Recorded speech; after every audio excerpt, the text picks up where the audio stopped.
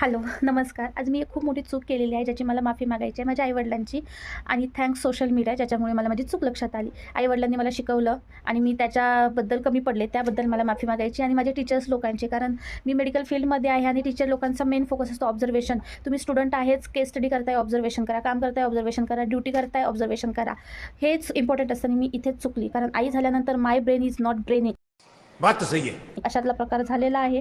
माझं डोकं, माझा मेंदू एकच काम करतो, ते म्हणजे फक्त मिल्क प्रोडक्शन. बाकी सगळ्यामध्ये तो काय फेल झालेला साले का खोपड़ी तोड़ साले. आहे. आणि मी काय चूक केली ते सांगते. मी रील्स बघताना एका मदरचा व्हिडिओ बघितला. त्यामध्ये ती तिच्या बेबीला जे डायपर यूज करते त्याबद्दल माहिती देत होती. त्यानंतर मी बघितलं. त्यानंतर माझं ऑब्झर्वेशन चालू झालं.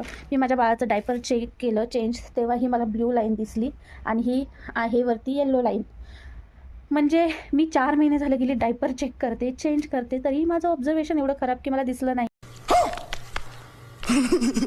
आणि नंतर मी हे पॅकेट चेक केलं तर त्यावरती लिहिलेलं आहे वेट इंडिकेटर. म्हणजे माझं ऑब्झर्वेशन एवढं खराब आहे हे मला आज कळलं. सो सॉरी टीचर्स, माझे आई-वडील.